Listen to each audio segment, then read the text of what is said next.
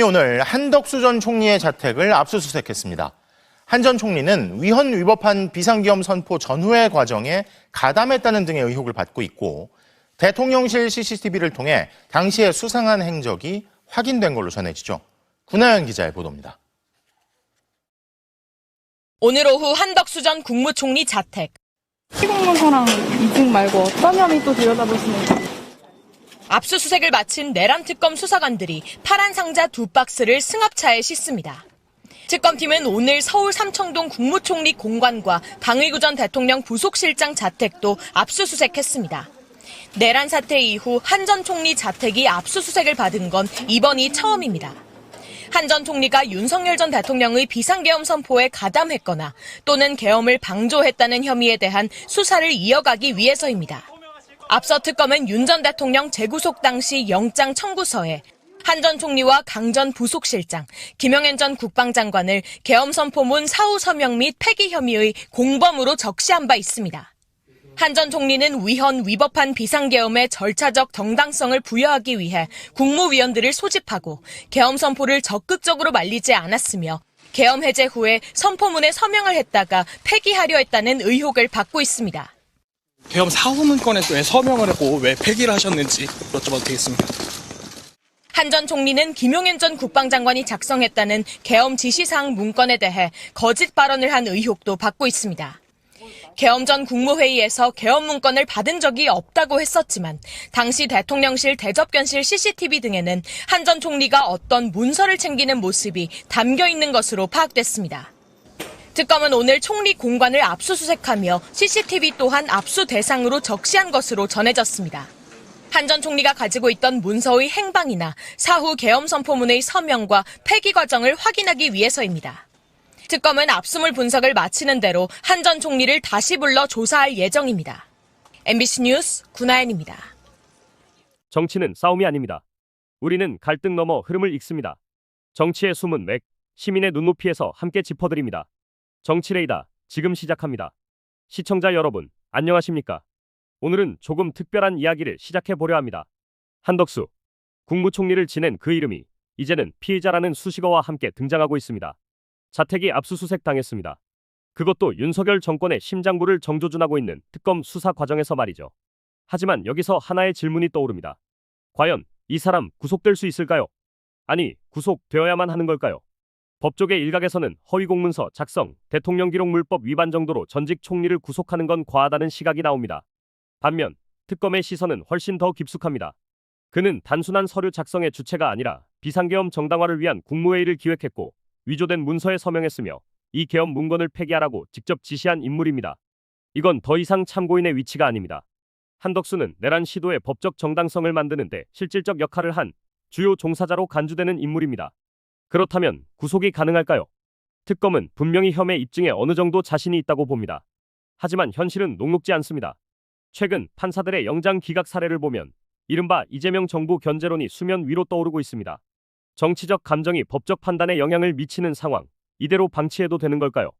그래서 오늘 저희 정치레이더는 한덕수 구속될 수 있을까라는 질문을 중심에 놓고 그가 한 역할, 감춰진 연결고리, 그리고 구속 필요성까지 샅샅이 파헤쳐 보겠습니다. 내란 특검이 또 전방위 압박 중입니다. 한덕수 전 총리, 또 강의구 전 대통령실 부속실장까지 자택을 압수수색했는데요. 제가 요즘에 드는 생각은 한덕수 총리의 구속 시점이 가까워 오고 있다. 뭐 이런 생각이 드는데 어떻게 보세요? 뭐 당연한 것 같습니다. 한덕수, 이상민, 박성재, 김주현 이 4명 정도는 저는 무난하게 구속영장을 칠 가능성이 일단은 되든 안 되든 간에 일단 영장을 칠 가능성은 높다고 봐요. 왜냐하면 대체적으로 혐의를 누군가에게 미루거나 혐의를 부인할 가능성이 높은 그런 관련자들이잖아요. 특히 한덕수 전 국무총리의 경우에는 지금 허위공문서 작성 및 행사나 대통령기록물법 위반이라든지 공용서류를 손상한 혐의 이런 것들로 지금 수사를 받고 있는 상황이고 굳이 그 과거에 어떤 일이 있었는지를 다 언급해드리지 않는다고 하더라도 이게 본인도 헌법재판소의 증인으로 나와서 본인이 국무회의를 열어야 된다라는 건의를 했다라는 건 나와요.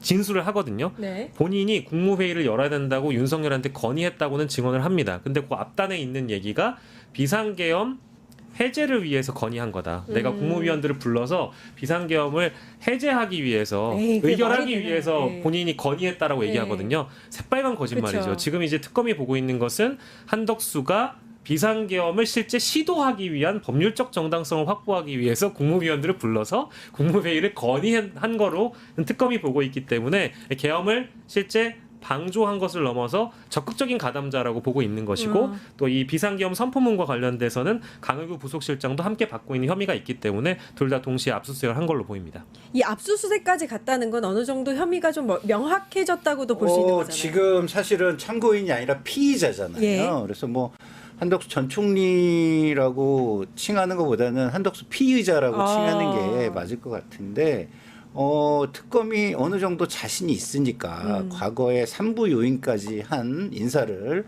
피의자로 이렇게 본격적으로 전환해서 그 압수수색까지 하면서 수사를 하는 것이다. 그만큼 좀 자신이 좀 있는 것이다. 이렇게 보는 게 좀 맞을 것 같고 조만간 뭐 주요 종사자로 내란 주요 종사자로 뭐 이렇게 혐의가 많이 보도가 되고 수사 결과도 많이 나오지 않을까 이런 예상을 해봅니다. 네. 근데 지금 돌아보면 어떻게 이렇게 거짓말을 아무렇지도 않게 했을까? 대선 후보로 나오면서도 그렇고 헌재 재판소에서도 재판 받을 때 이제 절차적인 흠결이 있는 국무회의였다. 뭐 제3자의 입장처럼 뭐 이렇게 얘기했잖아요. 그러니까 먼 눈에는 뭐가 보인다고 본인이 우선 절차적 흠결을 저질렀잖아요. 네. 그러니까 계엄 자체가 대한민국 헌법에 따라서 전시나 사변이나 국가 비상사태 해야 되는데 그 요건도 충족을 아예 하지도 못했고 절차적 요건으로 그 국무회의 열어서 거기에서 이제 회의 통과를 하고 기록이 있었는데 그것도 없으니까 한덕수가 사후라도 그 계엄 선포에 대한 회의록 만들어서 사인을 하고 또 사인을 하게 된 거에 대해서 지금 이렇게 허위 공문서 작성이나 대통령 기록법 위반이나 이런 걸로 지금 압수수색 당했잖아요. 그러니까 이 모든 게 본인이 절차적 훈결이 있고 본인이 절차를 안 지켰기 때문에 최소한의 헌법을 위반하고 그 헌정 질서를 파괴한 사람이기 때문에 먼 눈에 뭐가 보인다고 내가 그러니까 너도 그러지 않을까?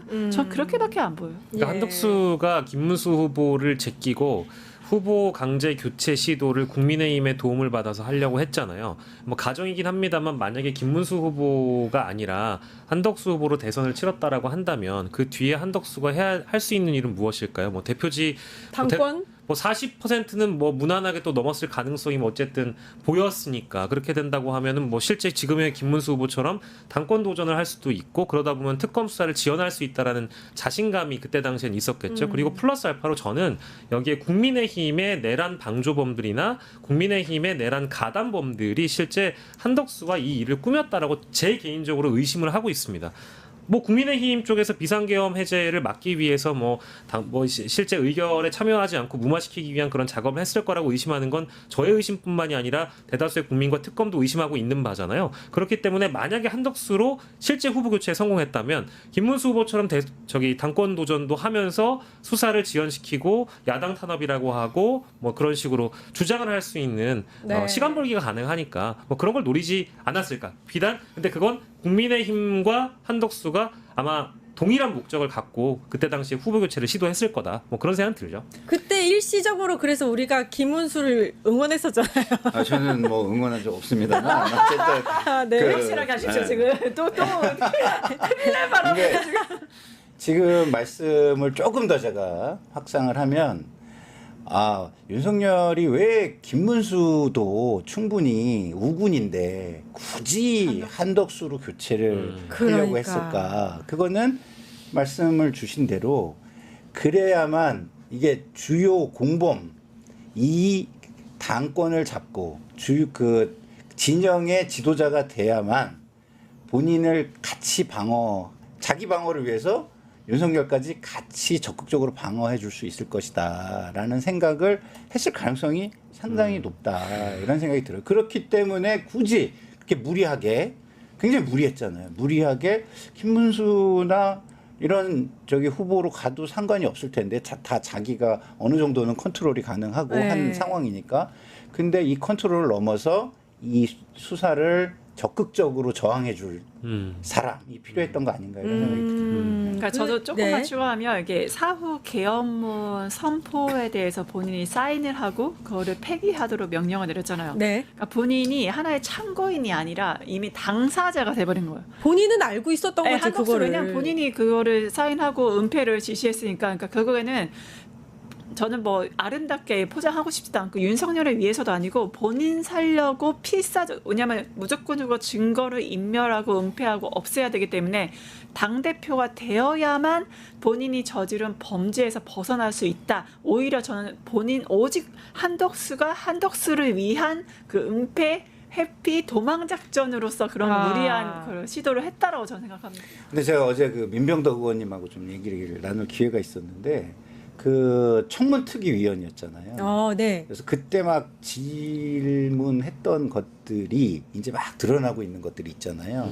그래서 되게 어처구니 없어 하는 그런 것들이 좀 있으시더라고요. 그래서 청문특위에 있었던 의원님들을 모셔가지고 그때와 지금 드러나는 거 요걸 방송에서 하셔도 재밌을 것 같다라는 생각이 들었습니다. 너무 좋은 생각이시고요. 네, 그 영희님께서 말씀하신 게 정확한 것 같아요. 한덕수는 제2의 내란 수괴다 이렇게 말씀을 하셨는데 그런가 하면 전수미 변호사님 최고예요 이렇게 사랑합니다. 네. 윤석열이 구속되고 이제 그 엘리트들이 이렇게 사법 처리될 위기에 처하게 되면서 다시 한번 또 함께 이제 거론되는 분들이 있다고 한다면은 한덕수 전 국무총리와 이상민 전 행안부 장관이 아닐까 싶은데 목요일에 보니까 이상민 전 장관 같은 경우에는 특검에서 자택을 또 압수수색을 했더라고요. 보니까. 이용 기자 어떻게 보셨습니까? 뭐 저는 이상민이라는 사람을 기본적으로 워낙 좀 애초부터 좀 비호감으로 봐서 그 경향신문 단전단수 얘기도 했고 자기가 지시를 했고 뭐 그동안 했던 게 이제 더 이상 피해나갈 수 없는 게 아닌가 그래서 어떻게 또 미꾸라지처럼 보일까 이런 생각을 좀 했고요. 제가 이제 지적하고 싶은 거는 이상민이 탄핵 심판 때 그 단전단수 내용이 적힌 그 쪽지를 멀리서 봤다고 그랬는데 우리 이제 언론에 많이 나왔죠. 네. CCTV에 보면은 회의하고 나서 이제 국무회의 그때 내랑 국무회의 하고 나서 한덕수하고 이제 문건 같이 보는 거 이런 게 있었고 그러면서 그 문건을 보고 같이 이제 논의하는 모습이 나왔고요. 그다음에 계엄 실패 다음 날 그 안가회동 멤버이기도 하잖아요. 그렇습니다. 그리고 이제 네. 압수수색을 구 기자가 얘기한 압수수색을 이하고는 다른 압수수색 같은데 뭐 이상민 특수단이 그 예전에 이상민 자택 압수수색할 때 현금 다발 발견됐다 이런 논란도 좀 있지 않았습니까? 그때 그래서 명품백에 수억이 담겼니 많이 했는데 이상민은 수백만 원 수준이다. 그러면서 당시 뭐 기자들을 명예훼손죄를 고소했다. 이런 얘기도 했고요. 그래서 이런 거 보면 아무튼 앞으로 져야 할 논란의 책임이 많다. 이런 생각이 들고요. 제가 이제 하나 말하고 싶은 거는 재임 시절에 이제 이태원 참사가 나고 그랬는데 그만두면서 모든 순간이 행복했다. 이런 얘기를 해서 그러니까요. 예. 제가 이 소시오패스 같은 정말 욕을 있는 대로 사석에서 퍼주었는데 이제 앞으로 특검 수사 받고 앞으로 합당한 법처벌 받으면서도 모든 순간이 행복하실지 뭐 이런 게 좀 궁금합니다. 아니 한덕수 전 총리 같은 경우에도 이미 특검 조사를 한 차례 받았지만은 제가 보기에는 한 차례에 끝나지 않을 것 같고 경우에 따라서는 뭐 구속영장이 청구되는 최악의 상황을 맞을 수도 있는 것처럼 보이거든요. 좀 어떻게 보고 계십니까? 그러니까 지금 윤 전 대통령 구속 다음에 이제 관심 대상이 한덕수가 어떻게 되느냐잖아요. 뭐 아시겠지만 이제 강희구 전 대통령실 부속실장이 뭐 기본적으로 계엄 절차적 하자 있다는 걸 은폐하기 위해서 이제 뭐 마치 이 문서 허위 문서를 작성했잖아요. 그 과정에서 이제 윤석열하고 한덕수, 김용현이 막 각각 서명했다는 게 이제 특검 수사가 지금 뭐 요지인데 한종천 총리는 그 전까지 뭐 보면 자기가 계엄 선포문 받은 줄도 몰랐다. 그래서 뭐 나중에 보니까 앞주머니도 아니에요. 제 양복 뒷주머니에 있는 거를 알았다라고 했는데 이게 근데 지금 보면 이제 아까 이용욱 기자 잠깐 얘기했지만 그 당시 이제 계엄 선포 직전에 국무회의 그 상황이 담긴 CCTV 영상이 이제 뭐 특검에서 확보를 했다고 그러잖아요. 그래서 그러면서 한덕수 거짓말이 들통이 났는데 이 기존에 말했던 것하고 달리 보면 한덕수가 CCTV 영상이 보면 다른 국무위원들 자리에 놓여 있는 것까지 이렇게 하나하나 챙겨가지고 들고 나오는 게 찍혔고 그리고 이제 또 이 5장짜리 문서 묶음을 이제 가지고 나와가지고 국무위원들하고 또 이렇게 돌려보는 거 아닙니까? 마치 무슨 이게 제대로 우리 봐가지고 이게 좀 학습해야 되라고 하는 것처럼. 그래서 이제 그거 보면서 제가 그 생각이 들더라고요. 이게 경찰청 마스코트 중에 포돌이 있지 않습니까? 포돌이 그 유명한 짤 있잖아요. 잡았다 요놈. 요거 딱 이거 걸린 거잖아요. 그리고 보면 이제 이 사실을 보면 한덕수가 왜 그렇게 지금까지 그 당시 대행 시절에 보면 뭐 특검 거부하고 헌법재판관 임명 미루고 심지어 대선 출마 급발진하잖아요. 본인 스스로 해결해야 되겠다. 그게 이해가 되더라고요. 그래서 뭐 뭐죠 이거 야 덕수에는 다 계획이 있었구나 이런 생각이 좀 들고 이걸 보면 이제 그 한덕수 편에서 제가 계속 얘기를 했지만 이 자기 보신만 생각해가지고 시류에 따라서 계속 변신한 사람을 그린 소설이 껍빗단인데 한덕수 진짜 껍빗단 한 아닌가 싶습니다. 여러분 안녕하십니까. 와 지금 오늘도 압수수색이 이루어지고 있는데요. 누구냐고요? 바로 한덕수입니다. 왜 한덕수 자택 압수수색 이렇게 시작하고 있는지 긴박하게 돌아가고 있는 특검 상황 여러분들과 함께 공유하겠습니다. 지금까지 한덕수에 대한 압수수색을 하지 않았다? 아니면 했는데 우리가 모르고 있었다? 첫 압수수색인 거죠. 네. 근데 왜 깜짝 놀라죠? 난 당연히 할 거라고 봤는데.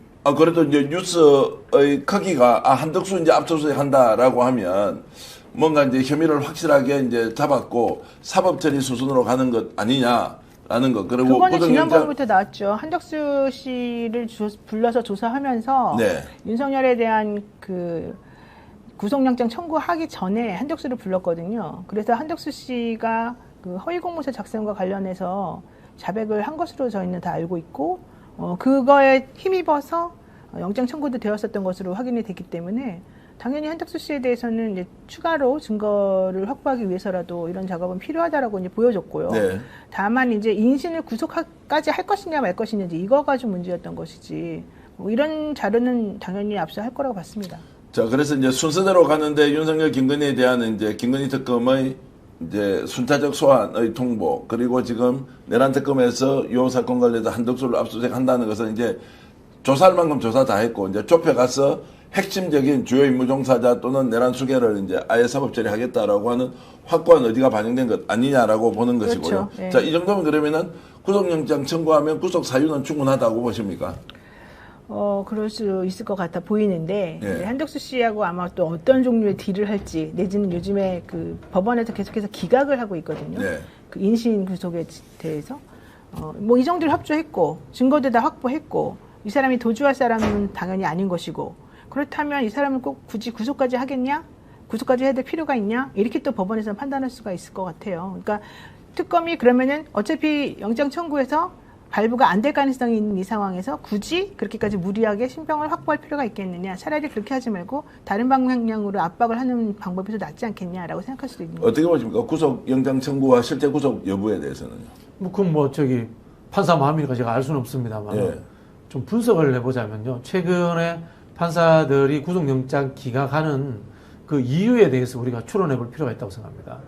김용대 드론사 사령관, 그다음에 김계환 해병대 사령관의 구속영장이 법원에서 기각이 됐잖아요. 근데 이야기를 들어보면은 첫 번째는 김용대 드론사 사령관 같은 경우는 공문서 위조이기 때문에 일상적으로 고위공직자를 공문서 위조로 구속까지는 하지 않는다. 그리고 김계환 사령관 같은 경우는 모해 위증인데, 모해 위증이라는 것이 상대를 음해하기 위해서 거짓말했다는 뜻이지 않습니까? 그걸로 구속하지는 않는다라는 이제 법률적 해석으로 하는 분들이 있고요.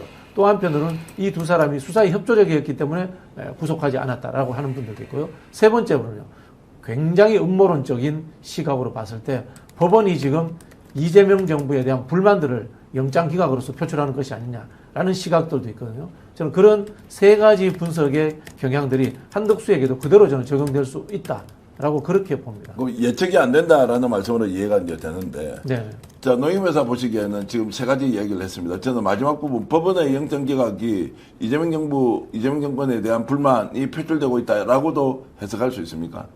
저는 여러 번 여기저기 방송에서 그런 취지의 말을 조금 하긴 예. 했습니다. 지난번에 박근혜 최순실 그 특검할 당시에 법원에서는 이제 사실은 참 놀라운 일이기도 했었었고, 그래서 열심히 아마도 협조, 뭐 이제 본인들 나름대로는 협조한 것으로 지금 판단이 되었는데, 결국 그 이후에 판사들에게 돌아오는 것은 판사 못 믿겠다, 사법부 너무 니네 맘대로 한다, 니네 뭐 짬짬이냐, 막 이런 식으로 비난하는 것만 들어왔었다는 게 이제 판사들의 불만이었거든요, 사실은.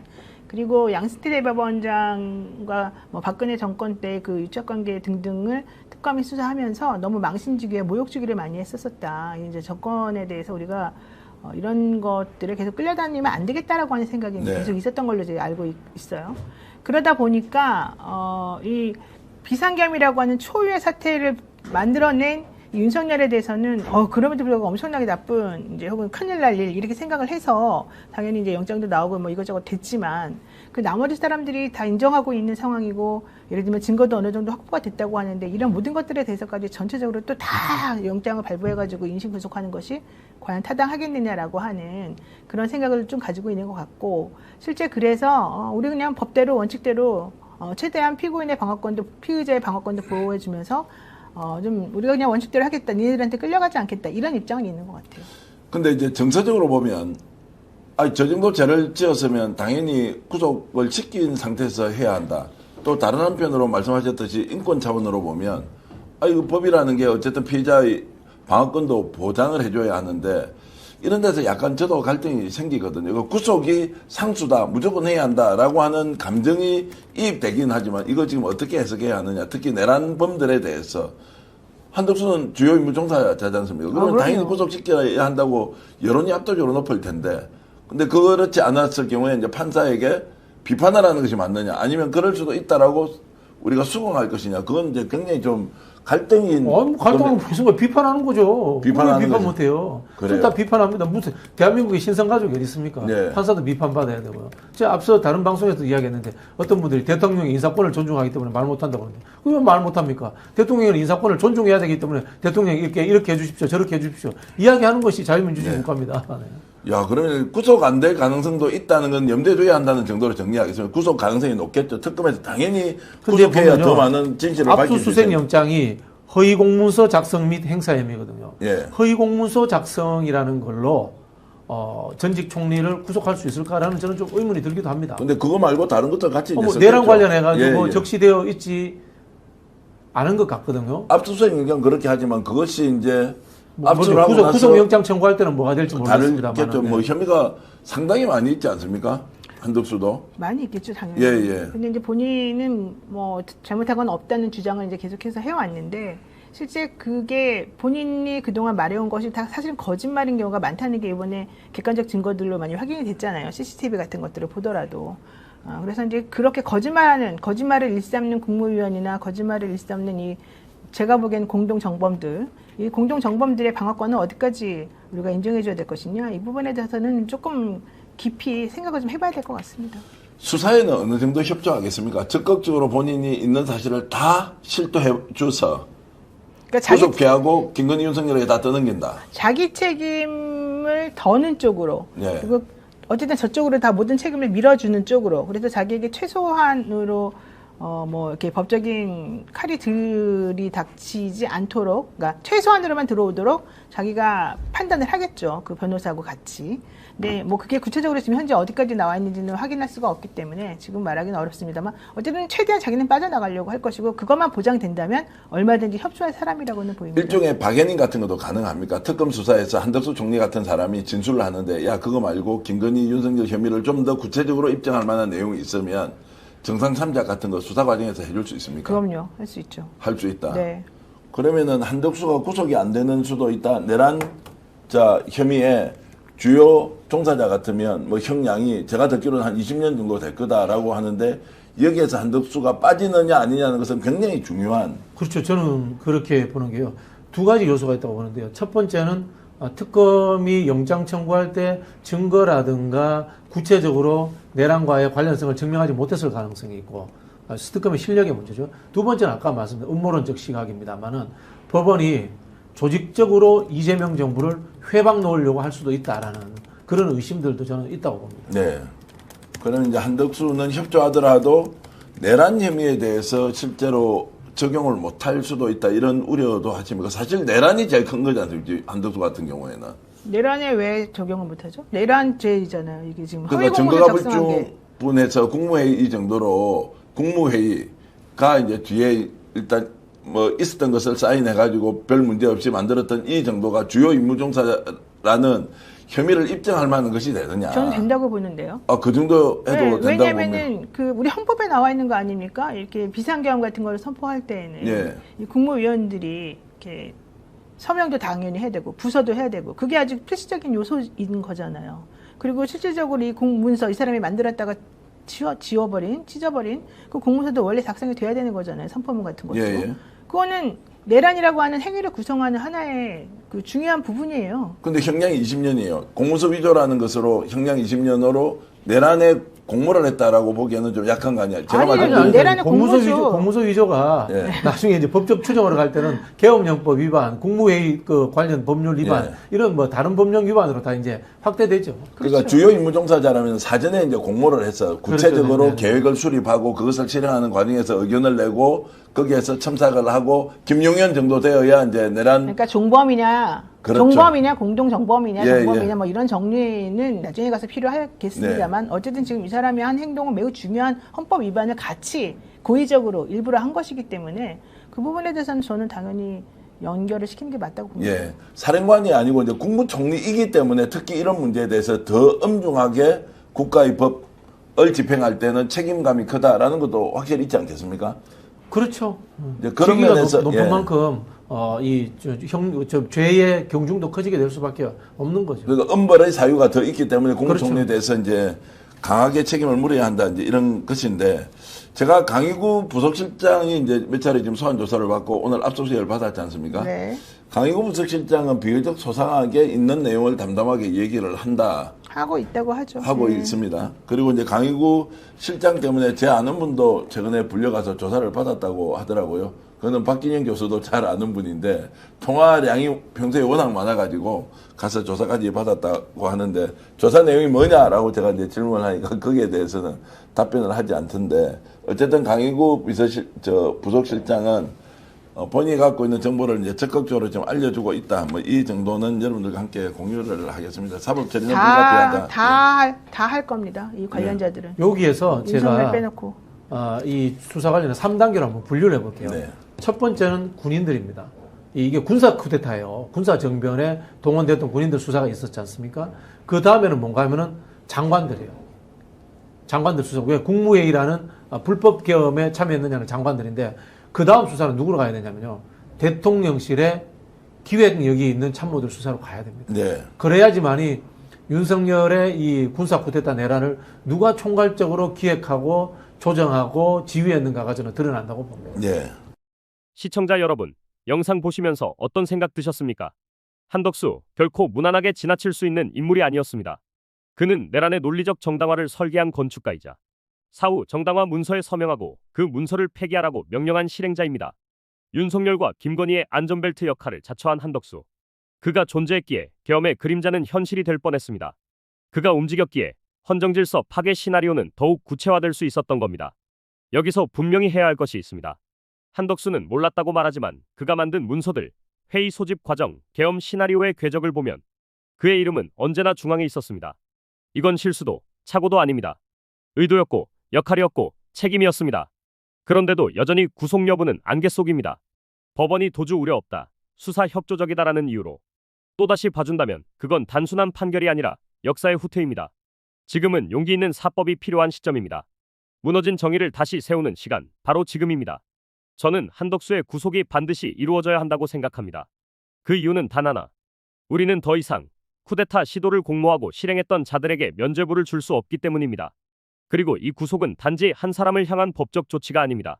윤석열 정권의 내란 음모 전체를 향한 첫 번째 사법적 브레이크입니다. 이 한 건을 통해 법치의 칼날이 어디까지 뻗을 수 있는지 보여줘야 합니다. 여러분, 정치의 표면 아래 흐르는 진실을 오늘도 함께 따라가 주셔서 감사합니다. 정치는 이기는 게임이 아닌 이해의 과정입니다.